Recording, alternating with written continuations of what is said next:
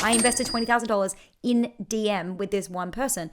How do you know if it's working? Is like, are you getting name, email, number? Are you getting someone to buy your $9 product? Are you getting ads to book a call? If so, ads are working. More commonly than not these days, the ads are okay. A lot of people get leads or they get inquiries, but they just can't close them. I think that people just give up way too early. Like, oh, this strategy isn't working for me. I'm going to stop. I need to do this trend, or I need to go do that trend. And they try to like spice it up. It's like, if you just figured out how to do what you did consistently and you just consistently did it, it would blow up.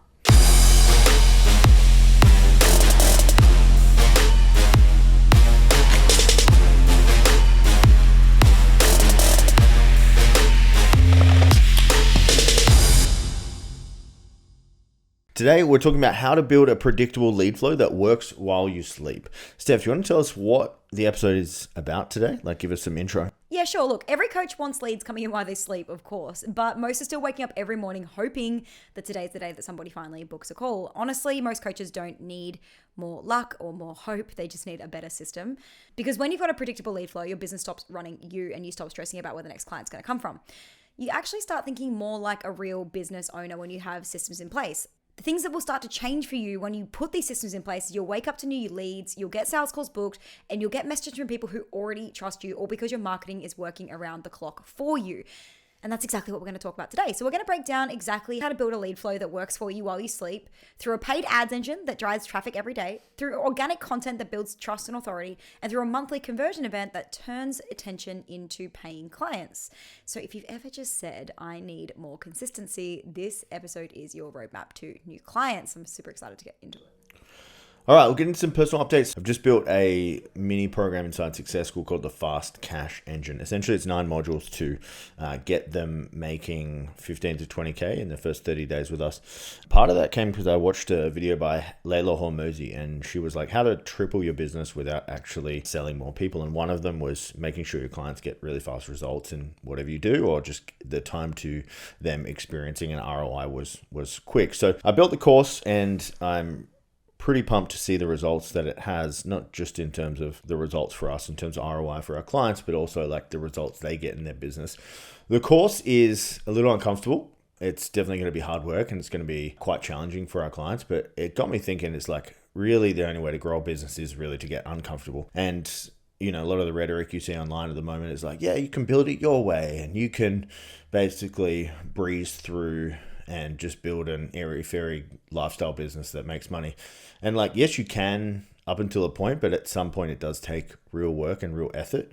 And I'm really pumped to see that roll out with our clients. Yeah, I'm super pumped. It's phenomenal. Guys, if you are a paying client right now and you're inside Success School, go check out the Fast Cash system. It's just, even if you don't do the work, which actually don't watch it unless you're planning on doing the work, but even if you just watch the first 2 modules, you're going to get that G up that you need to like get activated, get going, get excited again about business, which is so awesome. My personal update comes kind of off the back of that. We have been in a bit of a, I would say, a grind season. What I mean by grind season is there's a lot of work to do right now, and we're not going to see the benefit or the outcome of that work for quite some time, probably 3, 6, maybe 9 months down the line. We're going to be like, oh, really glad we implemented that system 6 months ago. And so we're seeing a lot of we're currently putting in a lot of work without a lot of yield at the moment. And I call these phases grind phases because they don't feel particularly good, because you're not really getting a direct outcome. And, you know, in entrepreneurship, especially the first few years, everything you do almost yields an immediate outcome. But when you get to this size of business, it doesn't. And I think that what we hear a lot about online is burnout. Yeah. And, you know, people are worried about burning out. You know, they want to implement the fast cash system, but maybe they're scared that they're going to burn out, and they're like, oh, how will I be able to manage it? I just wanted to kind of give you guys some tips on how I manage it, because we work a lot and hard oftentimes. I noticed the other night on the couch that I started having some feelings of overworking, and those feelings, I'm going to call them overworking because I don't particularly have anything to be anxious about. So it wasn't anxiety, but it has anxiety-like symptoms, which was just elevated cortisol in my body because I have been working a lot. I noticed that. And then I just made a different plan today to do some stuff that lowers cortisol in the body. And I think that sometimes we just don't notice those cues or those keys that are like, okay, my body's not feeling 100%. It's telling me that I'm, you know, it's giving me a couple of orange flags here. Maybe I need to slow it down or change my output for a couple of days just to get me back on track. And I think the reason that burnout happens so often is because we push way past those orange flags into the red flags, and we stay there redlining for an extended period of time. And then we're like, oh, I work too hard and I burn out. Like, you have to figure out for yourself and your body, like, you know, if I'm still awake and wide awake at 9 p.m., if I'm waking up at 2 a.m. in the morning, if I feel a little bit of anxiety flutters in my chest at night, they're all indications to me that I need to lower my cortisol. And so then I start focusing on that. But if anyone's listening to this and you're scared of burning out, know what the signs are, and then just put some red, orange flags in place so that you don't get there. Yeah, guys, all the flags. No green flags. No green flags. All right, guys, we're going to get into part one. It's the paid ads engine. So let's be honest, most business owners rely on luck and referral for leads, but they only post when they feel inspired. They cross their fingers and hope someone books in a call or buys their shit. That's really not business. That's kind of gambling, and you're just kind of throwing your future in business up in the sky, and it's not a really reliable way to grow. Paid ads give you the control. They give you predictable traffic day after day, even when you're not online. It's a system that works while you sleep. Once you understand how to build a proper paid ads engine, you stop wondering where your next client will come from and start focusing on how many you actually want. Steph, just from the outset here, like, you've been anti-paid ads for many years and now you're pro-paid ads. What kind of changed your mind on that? I think probably around 2021, 2022 was where I noticed it happening. You know, previously before that, we've been able to generate pretty much all of the leads and inquiries we needed on organic social media. But then we got to a point in 2021, 2022 where I just wasn't getting as much reach and things were going backwards and calls and leads were drying up. And at this point, I had a $100,000 per month business. I had team members that needed to be paid, and I could not afford to go backwards. And so I really had no choice. Like, I was really forced into paid ads because you were like, well, let's just put some budget behind some lead magnets. Actually, I think at the time we had a mentor called Kim, and he was really big on Facebook ads. He actually owned an ads agency, and he was like, you guys need to run some ads. And I was like, okay, guys, I'm desperate. I need someone to do this ads thing for me. I need to see that this can work. So Tim, you got up some ads for me.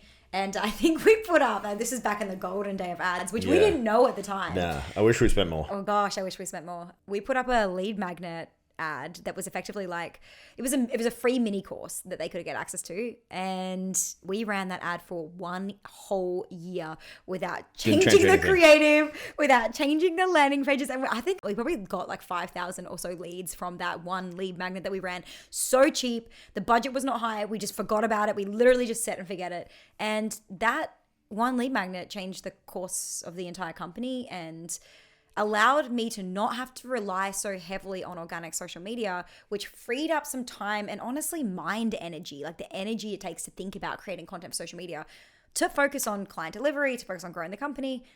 And ever since then, I've been converted Facebook ads.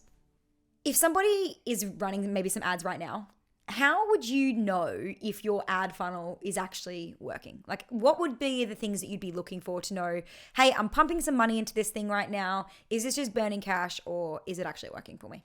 Great questions. Our clients always ask this question to me all the time. And at the end of the day, I always ask them, is your business growing? Yes or no? Like, that's the number one metric that you need to look into. A lot of the times, more commonly than not these days, the ads are okay. What happens on the back end is where they're falling down. So a lot of people get leads or they get inquiries, but they just can't close them. So if someone opts into whatever you do, the lead magnet, call funnel, bot, whatever it is, and they get to the point where you're trying to book them in for a call or sell them stuff, it's not the ad's fault. It's your ability to close. So how do you know if it's working? Is like, are you getting name, email, number? Are you getting someone to buy your $9 product? Are you getting ads to book a call? If so, ads are working. And if that's not working, usually that's like a messaging issue or a setup issue or something like that. So a lot of the times you just need to step back and evaluate, like, is this working? Yes, no. Usually it's never the ads that's not working. A lot of the time people blame the ads because it's easy to blame the ads than it is to blame the rest of the system, right? Yeah. When it comes to that though, what's the one ad metric that matters most if you're trying to build a predictable kind of lead flow? Yeah, it's cost per lead or cost per booked call. So let's just do some rough math here. If you close 33% of your sales calls, that means you'd need 3 calls to get 1 sale. And let's say it costs you $100 to book a call, your cost per acquisition would be $300. So you just need to know the numbers of what you're going for. If you're just throwing money out into the world and you're just hoping for the best with ads, you're obviously going to get wrecked with that and you're not going to make any money. But cost per lead or cost per book call is the number one metric. From there, CTR, which is just a click-through rate, and that would be link clicks, and that just shows you how relevant your ad is. You just want to go 2% on that. Steph, what do you think is like the biggest misconception of coaches or business owners making $10,000, $20,000, $30,000 a month about paid ads? I think there's 2 misconceptions about paid ads that coaches will have when they're trying to scale for upwards of 20K months. I would say that the first misconception is that they think that they're going to make sales from their ads. Like, if I just put this ad up, then I will make $15,000, and that's just not how it works. Like, that's like saying I'm going to put this post up on social media and I'm going to make $15,000. Like, it's just unlikely, very rare, probably won't happen. And so I think if that's your expectation going in, you're going to be sorely disappointed. And I think the second misconception that people have is that ads are really complicated.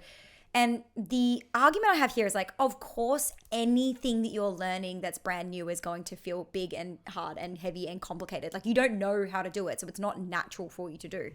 But ads are actually incredibly simple and incredibly intuitive once you understand how Meta works, and once you understand how the back end is set up, and once you understand, the very basic stuff. Like, we have ChatGPT now, guys. Like, there is no reason why you shouldn't be able to come up with a good headline, a good hook, a good caption for your ad. And so I think that they tell themselves it's going to be harder than it is. And I think that when they actually sit down and do your ads course inside Success School, they're very surprised at actually how simple it gets to be. Yeah. Guys, if you are listening to this right now and you want some help with your ads, that's exactly what we do inside Success School. If you want to set up funnels, optimize your ads. I've never had a client not be successful when they've fully lent into ads. People aren't successful with ads inside Success School when they don't lean in and use all the support available to them. We had a client of ours, Becca. She went from 0 to a 96K month in 6 months. She lent in on the ad support. She was asking me to review her ads every single day, and we got them working, and we got her up to a 96K month. So if that sounds like something you're interested in, go to our website, makemoreprofit.com, and apply to work with us. Steph, do you want to tell us about part 2? Yes. So ads are awesome, but part 2 is all about organic for brand building and nurture. Because while ads are awesome for reaching new cold audiences and bringing people in, your organic content is the thing that's going to probably know, like, and trust and really create that nurture for them.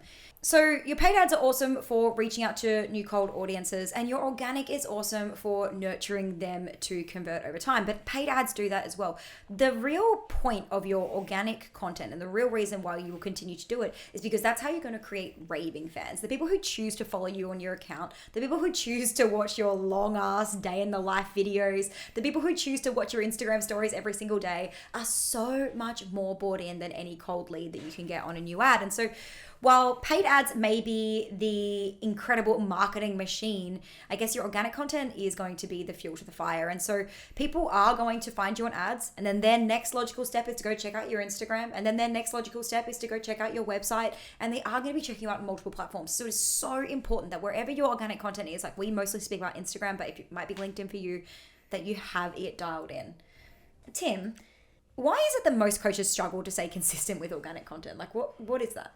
I think people just make it way too hard to be consistent with organic. And the way you should do that is just come up with a bunch of pillars. Let's say Monday, I talk about marketing. Tuesday, I have like a personal brand story. Wednesday, I'm going to go back to marketing. Thursday, I'm going to do some kind of quote post or talk about a client results or something like that. And you just need to set up a daily cadence and structure that you follow every single week. One of my first ever mentors, Sean Grilly, said anything in business that you want to start or do, make sure you can commit to it for 90 days at least. So how I like to think about my personal organic content is I'll run like a plan, like I just said, for 90 days, and then I'll reassess, change, and edit from there. We kind of do this religiously. I think paid ads for me is almost like kind of going to church on a Sunday.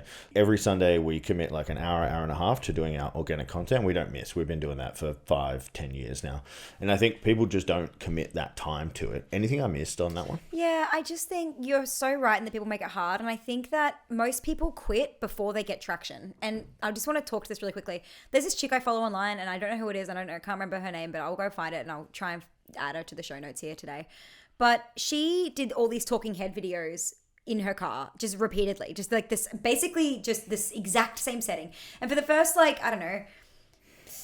of those videos, she got like 200 views, 300 views, whatever. And then one of them hit, and then she got like 50,000 views. And then her following grew. And then the next one went down to like 2,000 views, 2,000 views. Now, every time she posts, she gets hundreds of thousands of views. And if you look at her social media, it almost looks like the exact same video over and over and over and over again. She literally does nothing different. If she'd have given up in those first 30 videos that she only got 200 views, she never would have hit her 50K views. So I think that people just give up way too early. Like, oh, this strategy isn't working for me. I'm going to stop. I need to do this trend, or I need to go do that trend. And they try to like spice it up. It's like, if you just figured out how to do what you did consistently and you just consistently did it, it would blow up. yeah, it would blow up. Do you think a part of it is laziness, or they're not seeing an ROI from it, or like what is that there? Yeah, I think it's that they're not getting what they want from it. I think organic social media is very much an ego number game. I think that people like to feel validated on social media. Yeah. I'm gonna tell a really quick story about one of our clients, Jade. She joined Success School and she went through our compound marketing process.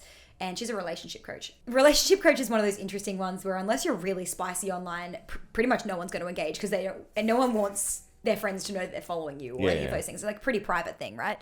And so she was following compound marketing for the first kind of like 5 weeks. And she was like, Steph, nothing is happening. I'm not getting any engagement with my posts. This isn't really working for me. And she's been so consistent. Now, 8 weeks in, she had a flood of leads that were like, hey, I've been watching your content. I really love what you do. She went into her maternity leave and she's currently in week 8 of her maternity leave. And she, in the last 8 weeks since being on maternity leave, has had 28 inquiries to work with her while she's been offline because her compound marketing has been compounding. And even though if you go on her page right now, Jade Hannah, if you go on her page right now, you will go and see that her content gets very little views and engagement and likes. People don't really comment. It doesn't get a lot of reach, but it doesn't need to, because when you speak the message of your ideal client in your content, when they find you, they know they want to work with you, they're going to reach out and they're going to reply. It's insane what happens. But people, because they're not getting the metrics, like Jade was like, it's not working for me, I need to change. If she'd changed, if she'd stopped, all that hard work would have been undone. Yeah, I have a little story about that as well. Our podcast clips that we post a couple of times a week, they get like fuck all views. But they get us most of our followers, which if I was just measuring on views and you go on my profile and you'd be like, yeah, these podcast clips suck because no one engages with them or whatever. But they're the things that bring in like 50 to 100 followers every week on a podcast clip. It's not all about the engagement. It depends like what you're running social media for. If you're actually trying to build a business and like make money, it's not engagement or the view metrics is not the thing.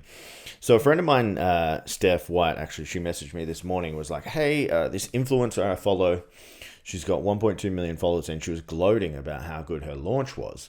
It was like 200K was like her launch with 1.2 million followers. And she was like, do you think that's a good launch? And I was like, that's awful for 1.2 million followers. Like there's a difference between growing a brand to actually make money and like help people like what we do versus like an influencer brand. It's very hard to like go from influencer brand to making a lot of money unless you're super intentional with it. And I think you just need to decide, if you're listening to this right now, like you're an online coach service provider or whatever you are, like are you out there to get engagement or likes, or are you out there to actually get clients? Because there's different strategies to it. Absolutely. Steph, what type of posts actually move the needle for brand in terms of trust and lead flow? Your content just needs to speak the language of, but like 2 things. One, if you're trying to make content that gets clients, you're not going to get a hell of a lot of engagement.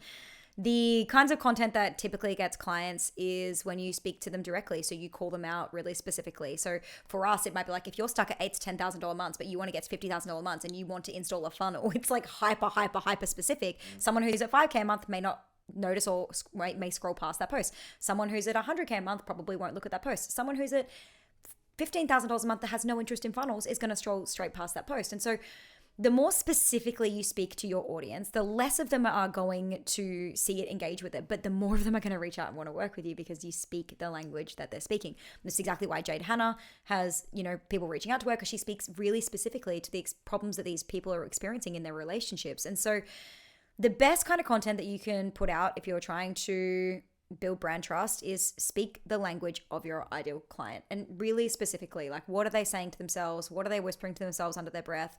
What's that one nagging thought that's sitting in the back of their mind that they think that nobody else notices or knows? I once invested $20,000 in a program because this chick talked about my particular money wounds, and she was saying things online like, you're rich but you've never felt poorer, and things that like I didn't know that other people experienced. But because she spoke so specifically to my very quiet whispering thoughts, I invested $20,000 in DM with this one person. I think that people most of the time are missing out on the opportunity to speak more directly to their clients. And the lead flow question is, we just, CTAs on everything, like all the time. Like, listen to the podcast, get a free downloadable, get a freebie, come to our workshop, like CTAs on everything all the time. Many chat sequences in the back, collecting email addresses. 50, 60, 100 leads every single week without fail. All right, guys, we're getting into part 3 of this. So you can get leads on ads, you can, build trust with organic, and then we actually need to convert them. So, sales calls or offer docs are one thing, but we are really big fans of running conversion events. And that's like a webinar, masterclass, workshop, in person. This can be anything, anywhere where you are showing value to people and giving them an opportunity to work with you. So getting leads is one thing and turning them into clients is another. We really emphasize monthly conversion events, and that's how you create a steady rhythm of sales in your business. They're like monthly paydays, one big push, and that's where all the brand, content, and ads, it all comes together. Instead of just like random spikes of cash, you create like a reliable revenue moment that you can play literally any time of the month. We run ours on a very regular and simple cadence in our business, and it brings in clients every single month. Steph, this is not really something we were going to discuss, but we talk about running a monthly conversion event with our clients in Success Score, and a lot of them have like an allergic reaction to that. Like, why do you think that is? Like, when you say you've got to run one type of webinar for like an hour once a month, like, what's the big deal? Yeah, I think that in the past, if they've tried running conversion events in the past, which, if you've been a coach for any time in the last 5 years, you've probably run a workshop at some point, an online workshop, a masterclass, or whatever, webinar. And if you've run one in the past and you haven't run it properly, you will put a lot of effort in, because initially, the first one, it's a bit of a build. You have to build out the marketing, you have to build out the sales page or the landing page, you have to build out the content, you have to get the slides built, you have to then show up live, you have to market it, you have to show up live, then you have to sell your soul effectively. Like, you're doing this, put all this effort and energy in, then you've got this whole follow-up sequence that happens. It's really easy once you've done it 1, 2, 3 times. It's just like anything. It's like a machine. It's like the first time you create social media content, it's hard. But then, now we do it basically in our sleep. I think that the reason that they're so allergic to it is because it requires an amount of upfront effort with no direct immediate yield. And I think that that's probably a theme that's coming through on today's podcast episode is like, guys, if you're in a service-based business, if you're a coach, if you're a consultant, you're lucky. Because in e-com, people have to invest $5, 10, 15, 20, 30, $50,000 in stock that they don't know is going to sell before they can even begin to try and sell their products. Like, guys, you're fucking lucky. Like, you get to just start this business and put some words on the internet and then like get some people in and just exchange your time. Like, you're incredibly lucky. But because they're so spoiled with this luck, they don't really want to put this kind of like time investment into building these recurring systems that are the things that are going to yield and make you lots of money and that you will be able to optimize and will get you so much money. Like, not one of our clients has run a conversion event and not made bank on the back end. Like, they all make money. They all sign clients. Like, it is worth doing if you do it right. Yeah. And how bad do you really want it? Yeah, totally. But the number one thing that matters with any conversion event is the name, the topic, the thing. So how do you know which topic to run each month? Like, how do you pick that so it actually converts? Yeah, so topics are a fun one. You really just want to look through all the questions that you're getting right now from your current clients, what you're getting DM'd about, what the main common pain points that your ideal client has as well. And then you want to test, and like, full transparency here, guys, like, we're in the 10th month of the year, about to run our 10th or 11th workshop. We've had like 3 winners out of 11 or 10. We've had some stinkers, we've missed, we've crushed, we've done some good stuff, and we've done some bad stuff. But if you're just expecting yourself to hit it out of the park on the first one and pick the right topic, man, you will be sorely disappointed. And that probably goes into the first point here. This is like challenging to do, and you really just don't know. You're kind of like educated gambling with it. So for us, anything around like making money or how to make more money or leads or anything like that does super well. When we go a bit abstract and we go into topics that they really aren't thinking about on a day-to-day basis, it's tough. If you're in fitness, it's obviously all about weight loss. If you're in nutrition, it's all about weight loss. If you're in business, it's about making money. It's like, what are the primal needs and urges of your target market? Fucking do a workshop about those. Like, really simple and easy to do. And then just iterate from there. So we, like, honestly, we go through our school portal and we see what type of questions they're asking. We go through our monthly revenue check and wins and losses, and then we see what they're struggling with, and then we make workshops out of all that stuff. So really, it's just a big data collection process. Then you just need to have like the big theme for it. So the next one we're running is called the Instagram Marketing Machine. The theme's kind of in the name, but the theme is how to turn your Instagram into a client getting machine that brings you high ticket clients. Like, it's a really good big idea, but you really need that in there. if it's a lot of work Yeah. and it requires upfront investment Yeah. of time and energy, and there's no guarantee your first one's going to be a winner, Yeah. why do you do it? Because it could. Like, what's the point in doing anything? Like, you don't expect to get abs by doing 50 setups, you know? Like, it's going to take time and an investment. Honestly, it is the simplest way to generate clients, trust, brand in your business possible. Even if you do it and it doesn't immediately pay off in an ROI in your business, it will pay off in brand, it will pay off in equity, it will pay off in goodwill for your clients. And I think it's just a really good skill to master. If you can just run a webinar, workshop, conversion event, and eventually, let's say you commit to the process like we have, do one a month for the next 12 months and you can make money, it's fucking pretty cool. You don't have to run sales calls. Like, you could just fill an entire business on that. But I guess everything we've spoken about in this podcast episode today is effort. And a lot of people really don't want to hear that this business thing takes effort. Like, to make content is effort. To run a webinar is effort. To run ads is effort. It's all requires upfront learning. And if you want something that nobody has, like, or not many people have, like a 50K a month business, 100K or 200K a month, but you're going to have to do what they're not going to do or they're not willing to do. And I guess that's why you're listening to this podcast, is because you want more for yourself. And I think, like, on that topic of, effort, what are you going to do with your time? Like, what were you going to do? You're going to go work a job for 40 hours a fucking week and do that for the rest of your life? Like, no. Like, if you put in a concerted amount of effort now, you get to coast 5 years time from now. It is chill. You get to be at home all day. We get to play with our dogs in the middle of the day. I get to go suntanning in the middle of the day if I want to. Like, we can travel and be anywhere in the world anytime we want to. It doesn't matter what the price is. Like, these things are the parts of living that you are listening to this podcast because you want to unlock. And if you think that getting there is not going to be a little bit of effort over the next few years to dial these things in and learn these things, like, you may as well just go back and get a job right now, because it's not easy. It is simple, but it's not always easy. And, like, I think that there is a lot of this, like, it gets to be easy sprinkled around on social media, and I think that it's kind of cutting the entrepreneurial spirit a little bit, because, like, guys, you've got to want it. It's going to be a grind, but, like, it gets to be awesome. Yeah, it's kind of what we're talking about next week. We're going to be going through some characteristics of getting to 100K a month and beyond. So a couple of numbers that you guys need. There's about an 18 to 22% show rate on a free workshop or webinar at the moment. Obviously, if you charge for them, that's going to shoot up to 60, 70, 80% in terms of show rate. But you've got to have the kind of marketing, let's say, balls to kind of get there. You've got to know what you're doing with marketing to get people to pay for a workshop that you're running. And then from there, if you can close 5% of people that come, you're doing pretty good. So 18 to 22%, and then 5% of people close. If you math that numbers out, and let's say you want to sign 10 clients, you're going to have to get quite a bit of people to register for it, which is a bit of an issue. Anything I missed there? No, and that's where paid ads come in. So Yeah. really easy to get people registered for your free workshop when you set up some ads and you let them run, and they do all of the marketing for you while you get busy with planning the event. So simple, and that's why you definitely need to dial in a paid ads machine. Because when you get these three pieces working together, your ads, your content, your conversion events, honestly, business gets simple and 50K months become predictable and repeatable. And that is the difference between a coach who's always stressed about leads and one who's got an influx of leads and one who's in control of their growth. So if this episode hit home for you, share it with a coach who's ready to get serious about building consistency. And if you are ready to build your own predictable lead flow, we would love to invite you to book a scale session with us.